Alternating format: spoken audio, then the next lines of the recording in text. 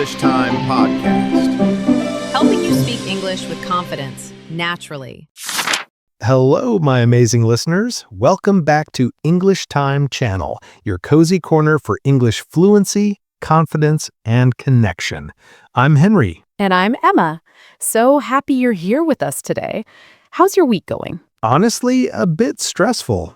I had a deadline yesterday and I finished it at 11:58 p.m.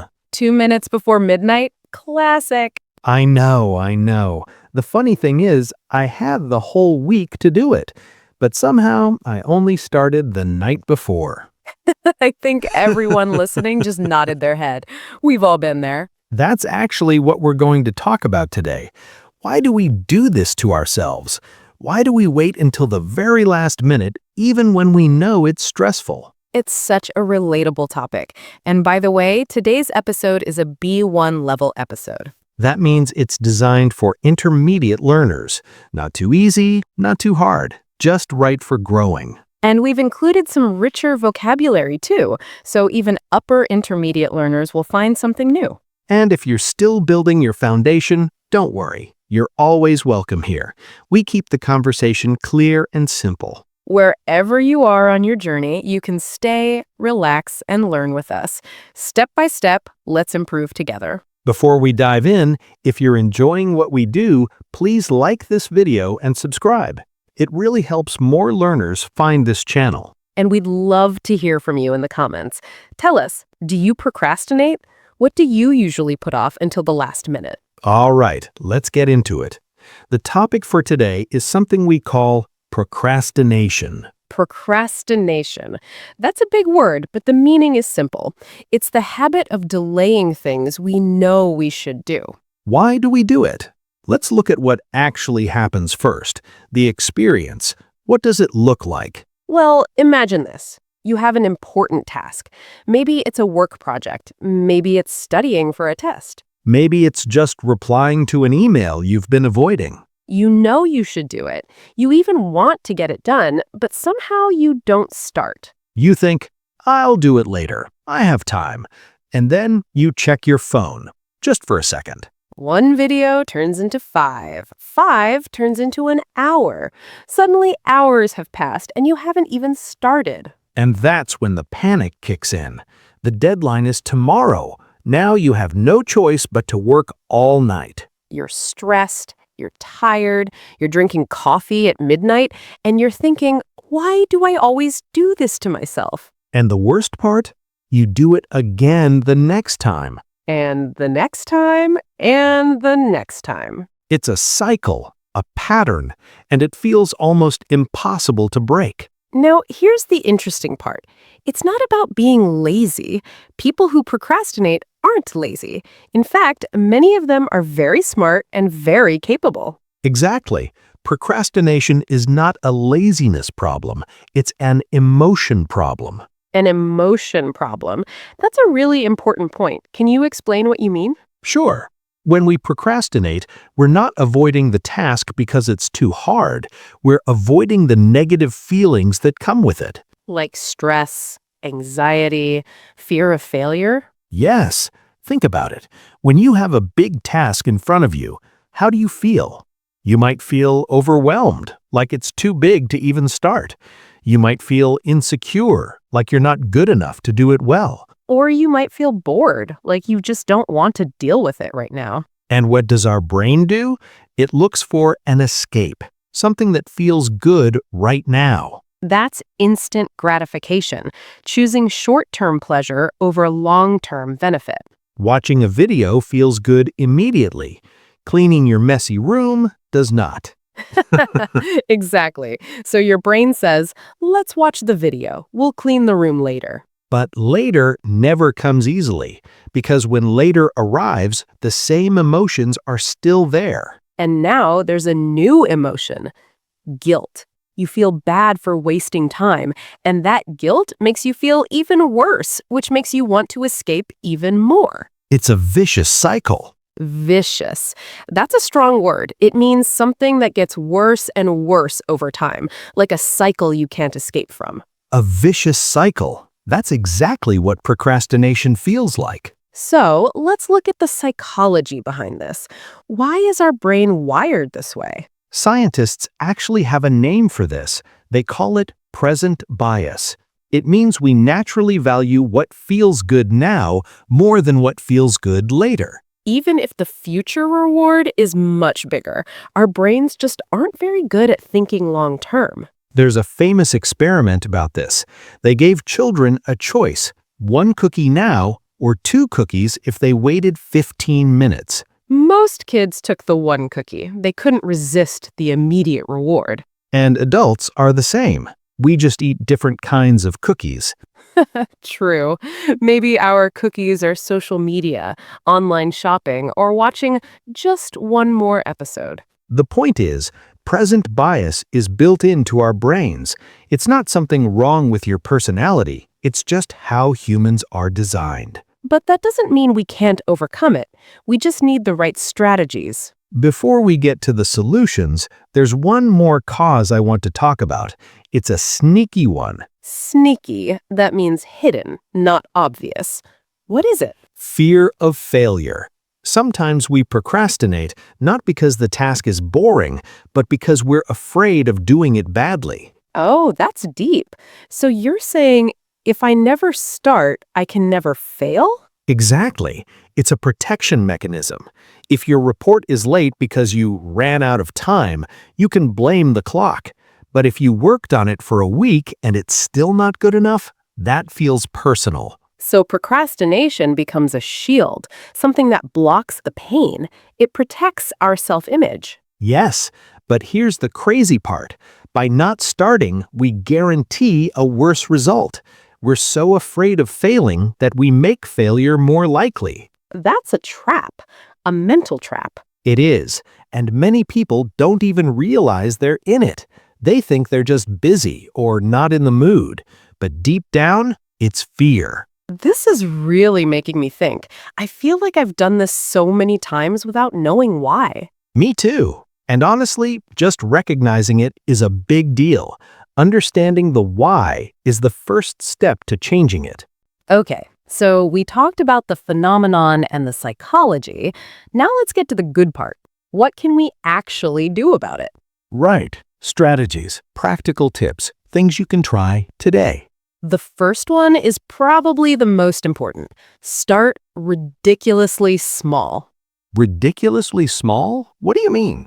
I mean, make the first step so tiny that it feels almost silly. If you need to write a report, don't tell yourself, I'll write the whole report. Tell yourself, I'll just open the document. Just open it? That's it? That's it. Because here's the secret. The hardest part of any task is usually starting. Once you're in motion, it's easier to keep going. So the goal is to lower the barrier, make starting feel effortless. Exactly. I'll just write one sentence. I'll just study for 5 minutes. I'll just put on my running shoes. The action itself can be tiny. What matters is that you've started. I've heard this called the 2-minute rule. If something takes less than 2 minutes, just do it now. Yes, that's a great one. And even for bigger tasks, you can apply the same idea. Just commit to 2 minutes. It helps you build momentum. Most of the time, once you start, you'll keep going. Okay, what's the second tip? Use a timer. Set a countdown for 20 minutes and tell yourself, I'm just going to focus for 20 minutes, nothing else. I love this one. It works because it gives you an ending point. You know the pain is temporary. Exactly. When there's no clear ending, the task feels endless. That's overwhelming. But 20 minutes? Anyone can survive 20 minutes. And when the timer rings, you can take a break. That's your reward. Some people call this the Pomodoro technique. Pomodoro actually means tomato in Italian because the inventor used a tomato-shaped kitchen timer. It turns big work into small, manageable chunks. Chunks. I like that word. Small pieces that are easier to handle.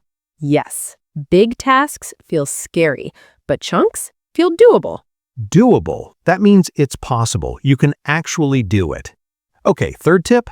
Remove friction. This is about your environment.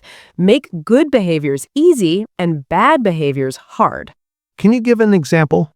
Sure. If you want to study English every morning, put your headphones and your phone charger right next to your bed. When you wake up, everything is ready. No effort required. And on the other hand, if you want to stop scrolling social media, delete the app from your phone, or at least move it to a folder that's hard to reach. Exactly. The idea is simple. We naturally take the path of least resistance, so design your environment so that the easy path is the right path. I've noticed that when I put my phone in another room, I get so much more done. Yes, out of sight, out of mind. Your brain can't be tempted by something it can't see. Friction, environment design, these are powerful ideas. The fourth tip is about accountability. Tell someone what you're going to do, or even better, do it with someone. Like a study buddy? Exactly. When you know someone is watching or waiting for you, you're more likely to follow through. So you should tell me next time I have a deadline. Oh, definitely. I'll text you every hour. Henry, are you done yet? That sounds terrifying, but effective. It really is. You don't want to let the other person down, and honestly, you don't want to feel embarrassed. What's the fifth tip? Forgive yourself. This one might sound soft, but it's actually scientifically supported. Forgive yourself? For procrastinating? Yes, I read something interesting about this. People who are harsh on themselves after procrastinating are more likely to do it again. But people who forgive themselves and move on are better at breaking the cycle. That's surprising. I always thought beating yourself up would motivate you. It doesn't. It actually makes things worse because guilt is a negative emotion, and negative emotions make you want to escape. And how do we escape? By procrastinating. So being kind to yourself actually helps you be more productive? It does. Acknowledge that you procrastinated. Accept it, and then focus on the next step. Don't dwell on what you didn't do. Don't stay stuck in the past. Focus on what you can do now. That's really freeing. I like that. You know, this is exactly what happens with English learning too. I see it all the time.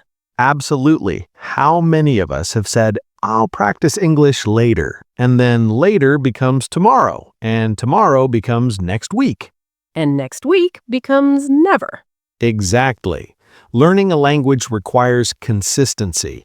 A little bit every day is better than a lot once in a while. And yet, we procrastinate on it constantly. We wait for the perfect textbook, the perfect course, the perfect moment. But the perfect moment doesn't exist. No, it doesn't. Think about it. How many times have you told yourself, I'll start speaking English when I'm ready? Or I'll join that English class next month? And then months go by and nothing changes. Exactly. We're afraid of making mistakes. We're afraid of sounding silly. So we delay. But here's the thing. Making mistakes is how you learn. Every mistake is a step forward, not a step back. And you don't need to be perfect to start. You just need to start, period. You know what I love about this podcast? Just by listening right now, you're already doing something. You're not waiting, you're here. That's huge. It really is. Every time you listen to this podcast, you're taking a step. Every time you repeat a phrase, you're building a habit. That's not nothing. That's progress. And even if it's just 5 minutes a day, that adds up. 5 minutes a day is over 30 hours in a year. 30 hours. That's enough time to make real, noticeable progress in your English. So don't underestimate the small moments. They really do matter more than you think. And remember, you're not alone in this. We all struggle with procrastination. We all have days when we don't feel like practicing. That's okay. What matters is that you keep coming back. Step by step, we improve together. Small steps count. And progress, even tiny progress, truly builds momentum. Momentum, that forward energy that keeps you moving once you've started. Wow, we really covered a lot of ground today. I feel like I just had a therapy session for my productivity. Me too. It's funny how just talking about these things makes them feel less scary. It really does. So let's take a breath and look back at what we learned. First, we talked about the phenomenon of procrastination, that feeling of waiting until the last minute even when we know we shouldn't. We explored the psychology behind it, present bias, fear of failure, the way our brains seek instant gratification over long-term rewards. And we shared some practical strategies. Start small, use a timer, design your environment, find accountability, and forgive yourself when you slip up. These ideas apply to everything: work, goals, and especially English learning. Thank you so much for hanging out with us till the very end. We really appreciate your time. Before we go, we have one question for you. What's one small thing you can do today to stop procrastinating on your English? Just one tiny step. Tell us in the comments. Take care of yourself and see you next time. Bye, everyone. Word detective. Listen to the meaning, then say the vocabulary word. When you choose to feel good now instead of waiting for a bigger reward later. Instant gratification. Example, watching videos instead of studying is a form of instant gratification. When something keeps getting worse and it's hard to escape from. A vicious cycle. Example, procrastination creates a vicious cycle of guilt and avoidance. When your brain values what feels good today more than what feels good in the future. Present bias. Example, present bias explains why we choose one cookie now instead of 2 cookies later. Hidden, not obvious, hard to notice. Sneaky. Example, fear of failure is a sneaky reason for procrastination. The forward energy that keeps you moving once you've started. Momentum. Example, once I started studying, I built momentum and kept going for an hour. Anything that makes starting harder. It could be a messy desk, a phone on the table, or too many steps to begin. Friction. Example, I removed the friction by putting my book next to my bed. Something that is possible to do, not too hard. Doable. Example, breaking the task into chunks makes it feel more doable. To keep thinking about something negative for too long, to stay stuck in the past. Dwell. Example, don't dwell on your mistakes, focus on what you can do next. Something that stops you or makes it harder to start. Barrier. Example, the biggest barrier to learning English is fear of making mistakes. When someone helps you stay on track by checking on your progress. Accountability. Example, having a study buddy gives you accountability. Something that protects you, like a wall that blocks attacks or pain. Shield. Example, procrastination can become a shield that protects us from failure. Great job, detectives. See you next time. Bye. Your progress so far has already been wonderful. If you'd like to keep going and feel even more confident with your English, feel free to check out the next video or take a look at some of the other ones we've picked for you.